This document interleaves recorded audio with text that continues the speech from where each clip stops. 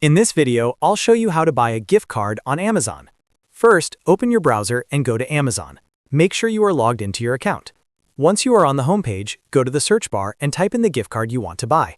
For this example, we are going to search for a Starbucks gift card. Click on it from the search results.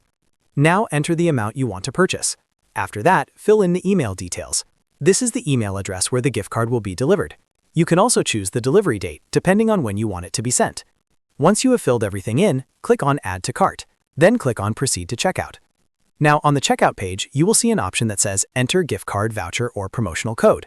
If you want to pay using your Amazon gift card, enter your Amazon gift card code right there and it will be applied to your order. If you do not have an Amazon gift card, you can also just pay normally using your regular payment method. Once your payment is done, the gift card will be sent to the email address you entered on the chosen delivery date. That is how you do it.